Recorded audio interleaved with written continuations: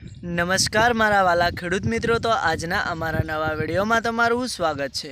તો આજે આપણે વહેલા ઉઠીને ખેતરમાં આવી ગયા છીએ અને જુઓ મારા વાલા ખેડૂત મિત્રો, આ છે આપણી મગફળી અને મગફળી થઈ ગઈ છે તૈયાર કાઢવા માટે, એકદમ બેસી ગઈ છે અને મગફળીનો અંદર વિકાસ પણ સારો છે ને હવે વધારે લોબા દિવસ આપણે મગફળીને ઊભી રાખશું તો મગફળી ઉગવાની ચાલુ થઈ જશે। પણ આપણે અહીંયા વરસાદ આવી ગયો છે એના કારણથી આપણે લેટ પડી રહ્યા છીએ। પણ આજે હું એક વાત તમને કહેવાનો છું અને એ સત્ય વાત છે। જો મારી આ વાત ઉપર ભરોસો અને વિશ્વાસ હોય ને તો જ વિડીયોને લાઈક કરજો અને શેર કરજો જો વિડીયો ગમે તો મારા વાલા ખેડૂત મિત્રો જુઓ, આ છે અમારી મગફળી અને મગફળીની અંદર ખૂબ જ આજે આપણે 2 દિવસથી બધાને ખબર છે કે નવરાત્રિમાં 2 દિવસથી વરસાદ આવે છે અને વરસાદ આવે એટલે જો અમારે આ બાજુ થોડી જમીન કાઠી છે એટલે મગફળી તો ના નીકળી શકે, ટ્રેક્ટર અંદર ચાલી ના શકે એટલે। અને જો મગફળી ચોખ્ખી પડી છે, મગફળી બેસી પણ ગઈ છે મોટી મોટી।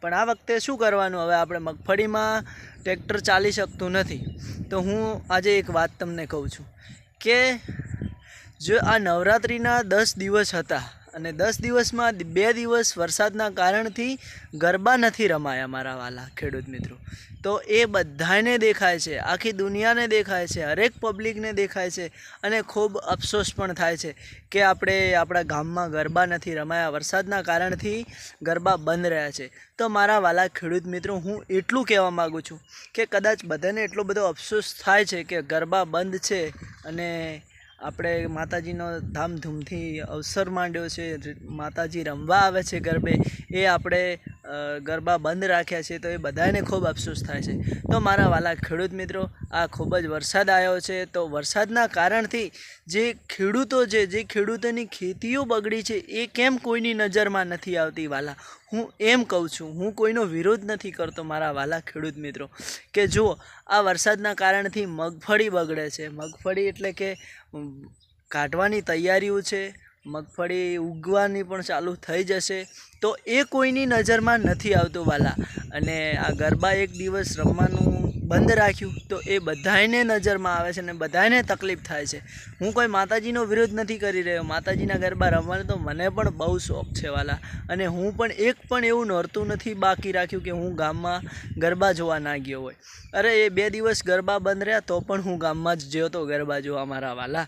પણ મારું કહેવું એ છે કે આ વિડીયોને એટલો બધો શેર કરો, બધાને ખબર પડે કે ખેડૂતની પરેશાની શું છે, ખેડૂત હેરાન કેટલો થાય છે તો પણ ખેડૂતને ન્યાય કેમ નથી મળતો।